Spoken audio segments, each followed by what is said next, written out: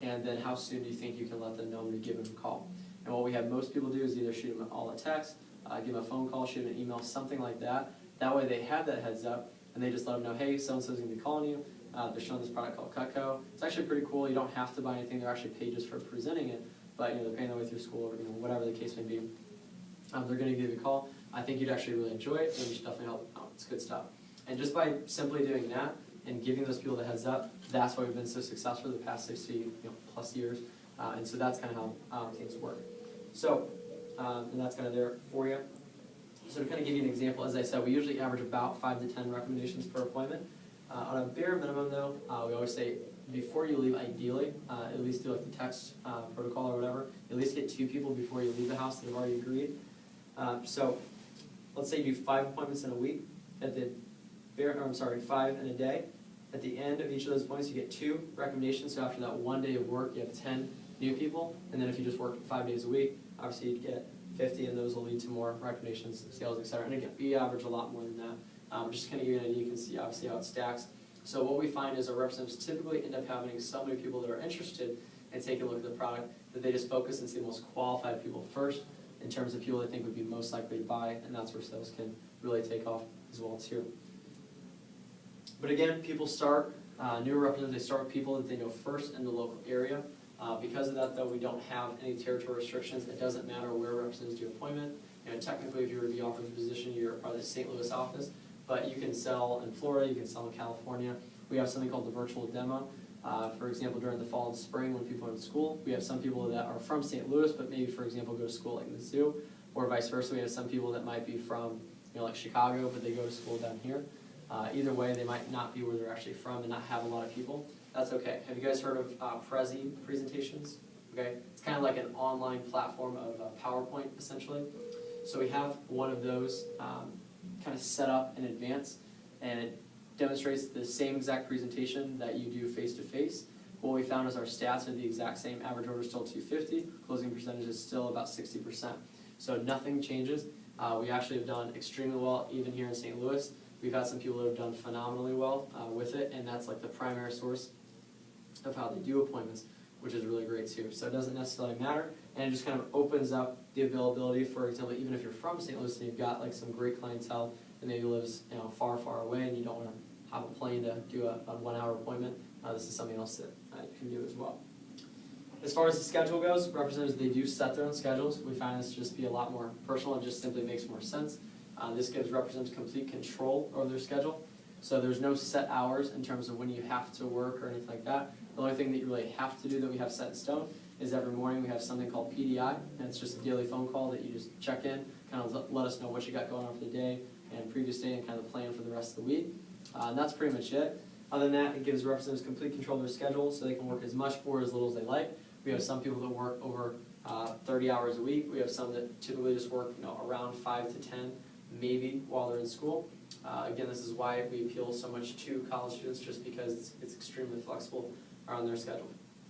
The only other requirement schedule-wise that we have is something called office hours, which approximately for an average rep is about 5 hours a week. This isn't anything that's necessarily timed, but it's just something that through your own schedule, we have 1 team meeting a week that all representatives come to. It's actually tonight for us. And then around their schedule, they can come in, make phone calls for appointments, turn their paperwork in, pick up supplies, which we pay for, sit down with the manager, go over their schedule, just things like that. So it's not really a lot of time driving to and from the office. It's more so wherever you do the appointments at, like the home of business, something like that. And then just like any job, we have what's called a 3-week evaluation period. The first 3 weeks, what we do, we're not necessarily evaluating your sales, but just what has been the communication, what has been the work relationship there. So it doesn't matter how much you sell. We have the philosophy that if you have a great product, you don't have to have great salespeople. So we know as long as the product gets in front of people, we know that people are naturally going to buy it. So we're not really judging you for your sales because you're still new. What we're judging you for is the communication you have on a daily basis. Are you, is your effort matching the words that you're saying, what you're doing, what you say you're going to do, those types of things. That's what we're evaluating. As far as the pay structure, you will want to copy this down just so you fully understand it. So just make like a T. One side I'll talk about the base pay, the other side I'll talk about the incentive, and then I'll kind of talk about how they work together. And then again, you are paid weekly, and you get the higher of the 2 at the end of each week, not both. So that's why I put or there. So you can copy that down, and I'll walk through this.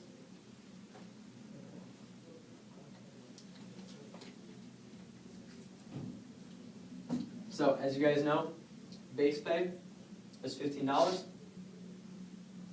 Excuse me. So for this example, and again, how long are appointments supposed to last? Yeah, 45 minutes to an hour. So for this example, let's say a representative does 20 appointments their first week. So 20 times 15, no matter what, they'd be guaranteed to make at least $300, even if they didn't sell anything. Okay. But again, what percentage of people typically buy? 60%. Okay, so we're half time, so that never really happens. Now keep in mind, these appointments are also done with someone who's over the age of 30, works full time, and they're done in a one-on-one setting, not in a group.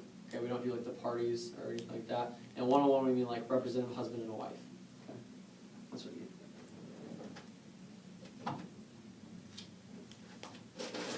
mean. Now this is a weekly report form that we use to keep track of the number of presentations our representatives are doing. There is some verification that goes into this, but for the most part we do put a lot of trust into the pay program.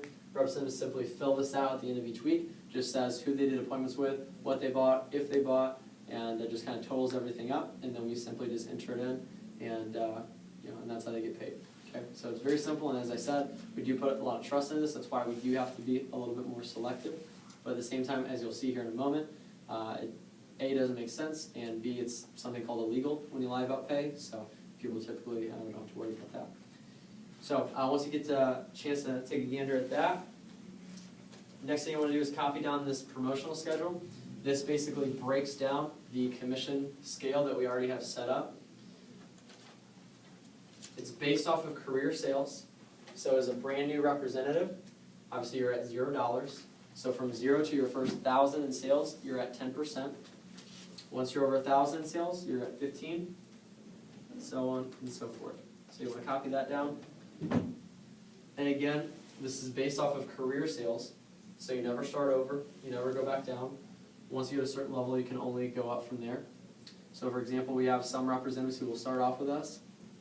They might only work a couple weeks or a couple months, and then they may go back to school or just whatever the case may be. And then over another break or something, they might come back and start up again. Wherever they left off is where they pick up. They don't start over or anything like that. All right, we actually just had a rep that came in, I believe, on Monday, and he actually was a rep in 2011 when I was here as well. And then we went away to school. Unfortunately, his mother just recently got very ill, so he transferred schools and moved back here to St. Louis. And he just needs another job to make some money on the side. And so he picks up right where he left off. Okay.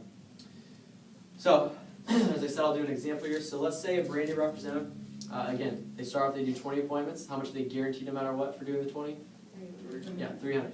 Now let's say on those 20 appointments, let's say that they sell about 1,000. Now it's well below average. But at 10% just starting out, how much did they earn? $100, but they were guaranteed how much for doing the 20 appointments? 300. So the way that this would look on a commission statement is it would say $100 earned commission, and then the company would just add $200 on top of it. So they would still take home their guaranteed $300, but they're also getting credit, and the company's just keeping track of their sales. Does that make sense? So this way they're adding to their commission scale, all right? So they're getting credit for their sales, but they're also getting what they deserve in terms of their paycheck. So the second week, we'll say they do another 20 appointments. Now obviously they've gained some experience, they know a little bit more about what they're doing. So this week they sell about 2,000, which is a lot closer to average. Now they're over that 10% mark, so they're actually at 15%. So 15% of 2,000, they've earned $300. Again, how much are they guaranteed for doing the 20 appointments? 300. So either way, they're going to take home $300 that week. But again, they're going to keep track of this. It adds to it, so now they're at that $3,000 mark. So we'll just keep it consistent. We'll say they do 20 appointments, sell $2,000 is the average. But again, they've bumped up, so they're at 20% now. So 20% of 2,000, they've earned $400. They're only guaranteed the $300, but they'll take home the full $400. So over time, which side do you think our reps become more focused on, the base or the incentive? Incentive. But do you think they still enjoy the base pay? Yeah, for sure. So just kind of recap for clarity how the pay works. We do calculate the base pay every week, and if it's less than the incentive, we make up the difference by adding that into your paycheck. So no matter what, you always average at least $15 per appointment, so you're never wasting your time, but you also always have the opportunity to earn more through the incentive side. Everyone obviously enjoys making more money, so it's usually what they shoot for, but they always enjoy having the base pay to fall back on for 100% security. So as far as training goes, this is designed for people with honestly little to no experience. program works and is well renowned all over the country. It's actually featured in a lot of different universities and different programs. I believe this book is from Lindenwood, if I'm not mistaken. It's a little older.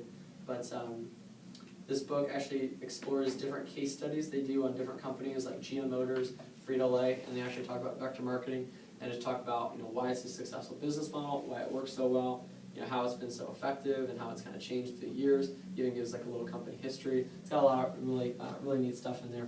But I won't say that other companies stole it, but I will just say that they modeled it after us as well. So, but it's all over, and it's a great program. So 3 steps you want to write down. The way that we implement it here. The first step is your initial training. So it's just 3 days here in the office, teach you everything you need to know from the product line, to working with customers, how to market the products, answering customer questions, filling out order forms, literally anything and everything you need to know.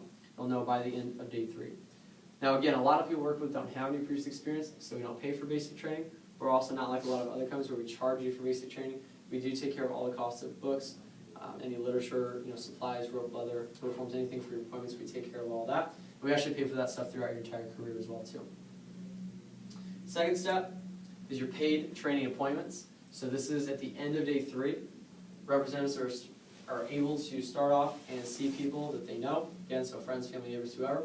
And even though they already know them, they are still potential customers, so they are still paid for doing these appointments. Again, this is mainly to get practice and get comfortable with it, but they do still earn money, and they're also generating their initial list of newer people to see. And then the third step is advanced training.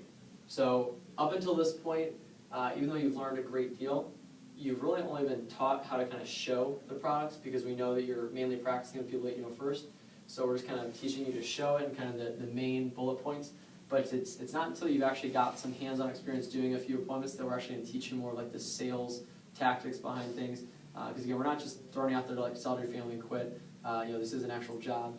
So we want to teach you how to fine-tune your skills, and it just makes sense to kind of get you some hands-on experience and then kind of teach you some more stuff too. There's a lot of different avenues that a representative can pursue. You don't necessarily need to write all these down, but just understand that this isn't like McDonald's where like once you learn how to like flip burgers, like you're good to go for your career. This is a job where things are kind of changing a little bit, and we are a fan of the philosophy of like learning from the hot hand. So whoever's had like a great week. So for example, we have a team meeting tonight, and we have a rep who's he's been here since 2011. He's always been a great rep, but he's having one of his best weeks he's ever had. So he's actually going to give like a quick 20-minute talk on like the tips that he's done the last couple weeks, so why he's been so successful kind of kicking off the new year. So stuff like that we'll do. Things like field training, team meetings, conferences, things like that are available. So I'm going to kind of fire through the perks here really quick. I do consider the product a bit of a perk, just because if you've ever done a sales job before, there typically is some exaggeration that goes into it. So I like the product for the fact that you can be completely honest. You don't have to exaggerate. It really just speaks for itself. All you have to do is show it, and people can generally tell right away. Our sample program, this is something you'll want to know. So it wouldn't work very well if our job was simply just to go up to people and show them pictures of things like the shears, like, hey, these totally cut through a penny. You want to buy them? Not going to go too well. So we put together a sample kit about $400 of this stuff, and basically you can take it on your appointments with you, show your customers what it is you're talking about, let them really feel it, see it, try it out, see if it's something they want to spend their hard-earned money on. All right. We give this to you at no cost to you. It's loaned to you. So at the end of training, what we have you do is provide us with 3 character references, just like you would at any other job, that we hold on to, that are A, going to say that you're an honest, ethical person, not going to steal from us, and also if we ever can't get a hold of you, we can basically track you down, hunt you down, and find you from underneath that rock you're hiding from us on, until it doesn't happen. But just something that we ask for. And then also, in order to keep the kit, all you have to do is remain active. Now, remaining active is very simple. It's just turning in at least 1 order per week. Okay, it doesn't matter the size. It's not like a quota. All right, it could literally be a $3 order. No one's making pretty much money off that. It's just to show that you're actively still working. Because again, this is on loan to you. So if you're not working, there's no reason for you to have a free kit. Okay. So for example, if like a week is going to go by, like maybe you're just really busy with school, or maybe you don't plan on working a whole lot during the school year. If that's the case, all you have to do is simply check the kit in to the office, kind of like a library book. Just check it in, and then as soon as you're ready to start working again, just line up a few appointments, and then you can come check it back out. Okay. It is possible.